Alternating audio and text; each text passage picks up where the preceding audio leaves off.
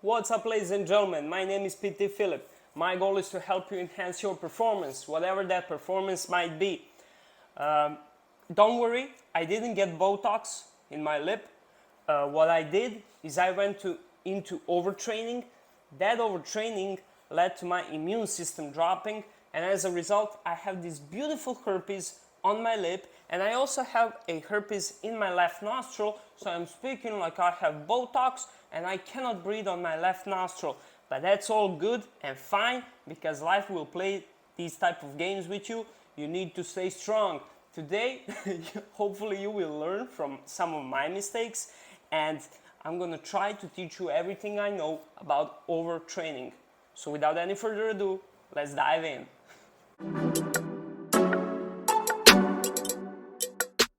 Alright, so I do apologize in advance if throughout this video my voice sounds a little bit like this, because I have this thing on my lip. In one of my previous videos about energy systems, I told you how I am able to train every day. And I am able to do that because I'm working different energy systems every other day. So basically, training produces stress, all right? And in order for our body to accumulate that stress, we need recovery. And if those two are not in the balance, something will be off. Either the training stimulus won't be high enough for your body to adapt and change, or it will be too high and you will go into overtraining. When it comes to overtraining, the stress and recovery aspects are very important to be in sync, all right? And whenever someone gets into overtraining, whenever their immune system drops, like it happened in my case, the question is, are you overstressed or are you under-recovered? And it's really important to really self-reflect on this question and to answer it correctly. Let me ask you again. Are you overstressed? Is the training stimulus too high for you? Or are you under-recovered? Have you put enough time, focus, and energy into your recovery, or you just neglected it and put it on the side? That's the first question, and probably the most important one. Overtraining is a condition where you experience extreme fatigue, burnout, and decline in performance. When I talked about stress previously, we have three types of stress. First one is mental stress, the second one is physical, and the third one is emotional. All right? These different types of stress can manifest in different ways. Some of them are, for example, are you feeling low energy? Have you lost enthusiasm for working out? Do you feel any certain aches and pains in your muscles and in your joints? Do you have trouble concentrating on certain topics? Are you feeling emotionally stable, or are you feeling like a little girl? All of these manifestations are manifestations of stress, and overtraining is causing that stress. So you need to be aware of them.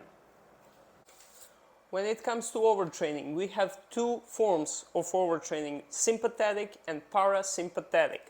The sympathetic overtraining is in high correlation with anaerobic activities.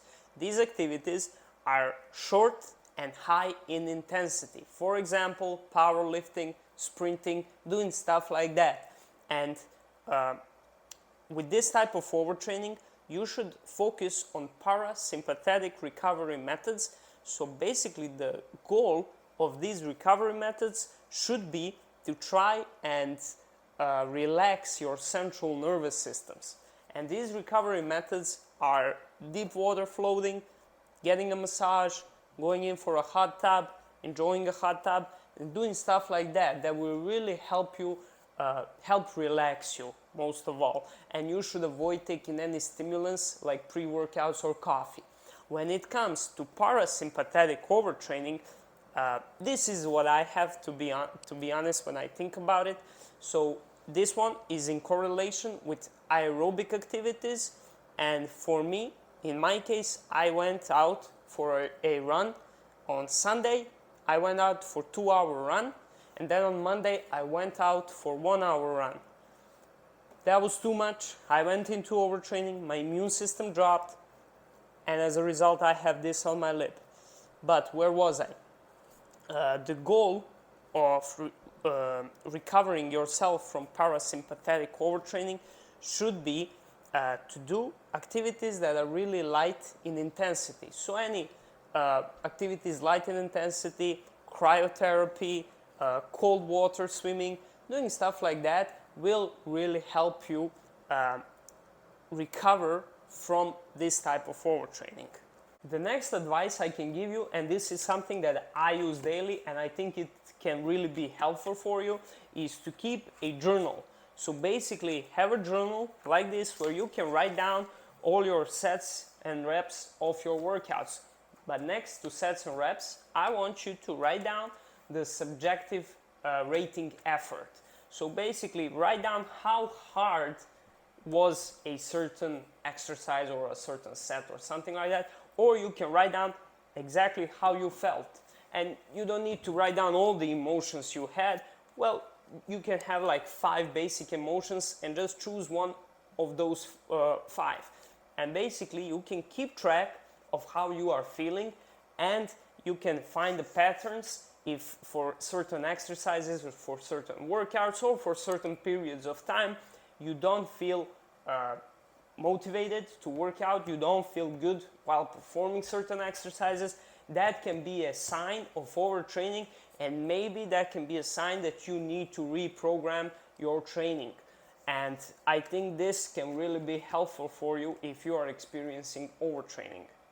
The next thing I would advise you to do is to engage in periodic assessments.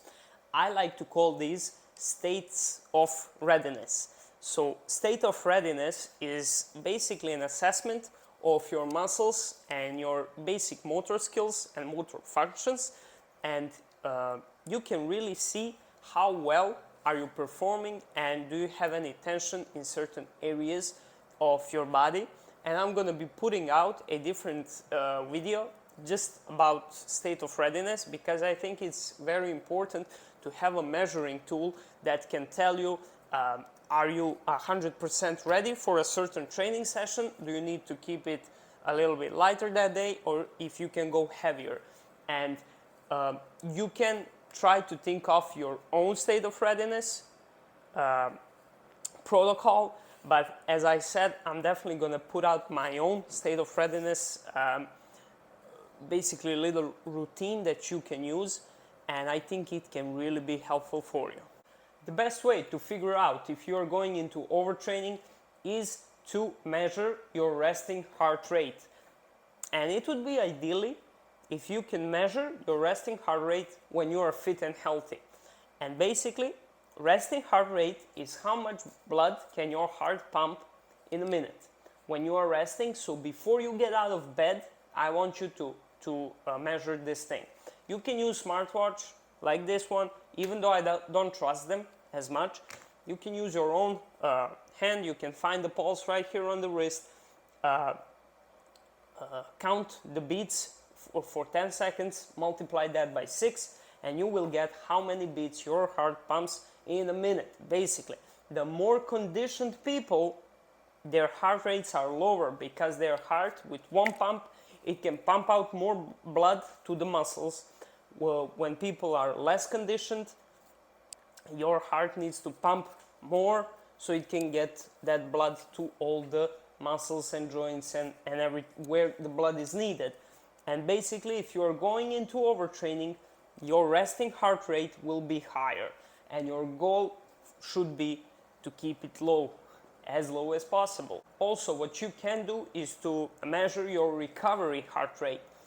And again, ideally I would like you to measure recovery heart rate when you are fit and healthy. And this heart rate is basically when you finish doing a certain activity, a certain exercise, how long does it take for your heart rate to get back to its normal. So basically, if your normal is 70 beats per minute, and if you do a certain exercise and that heart rate gets up to 160 beats per minute, how long does it take for your body, for your heart to get down to 70? And when you are overtraining, that period will take much longer than when you are fit and healthy. And the most popular way to figure out if you're going into overtraining is to measure your grip strength. So again, when you are fit and healthy, hop on the bar and hang, see how much you can hang, how long, and if you think you're going into overtraining, hop on that bar again. If that period is shorter, you're probably going into overtraining, and you should take these key steps, and those are rest. So I need you to rest, I need you to sleep. Some of the best athletes in the world, they sleep for 9, 10, 11 hours a night, believe it or not. And if you're going into overtraining, you're really gonna need that sleep. And I'm talking about quality sleep. So really, we as humans, we need 6 to 8 hours of sleep. But if you're a high-performing athlete, you need more. Simple as that. So please get that sleep. The next thing you need is to have proper nutrition. So if you're trying to lose some weight, if you're trying to lean down, like I am right now, and you're in a caloric deficit, your immune system might drop, and you have to be aware of that. You need to plan ahead for it. If you're eating less than your body is accustomed to, you will probably experience some repercussions. In my case, that repercussion was my immune level have dropped. In your case, it might be something different. The third thing is, next to sleep and nutrition, is rest. So I need you to rest. It won't make you or break you if you skip a few workouts, a few training sessions. Your body is telling you, like my body is telling me right now, you need to rest. Listen to your body and rest, all right? For as long as it's needed. And the last thing, you need to reprogram your training. So, as I mentioned at the beginning of this video, if the stress and recovery are not in perfect sync, something like this will happen. And you need to reprogram.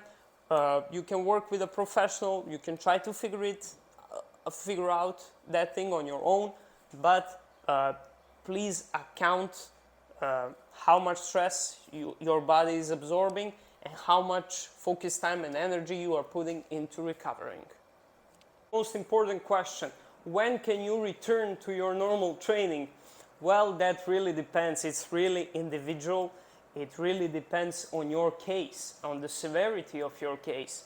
But the general rule to follow is, when you think you're ready, go back into training, but have the volume down by 50%. All right? So if you were doing something before 100%, go back into it, but do half of it. And then each week you can add 10%. In about a month, you will be back to where you were before. And this is a general rule you should follow in order to avoid going into overtraining again and again and again. And if it's a reoccurring problem for you, you really, really, really need to reprogram your training. Something is off. If you keep getting injured, if you keep getting a flu, if you keep getting stuff like this on your lips, you need to change something. All right? So please always have that in mind, and be aware. That's the most important thing. So be aware of little changes and the effects of those little changes. All right, boys and girls, that wraps it up. Hopefully I left you better than I found you. Once again, my name is PT Philip. If you like this video, please give it a like button and subscribe to my channel as well. I'll see you at the next video. Take care. Bye-bye.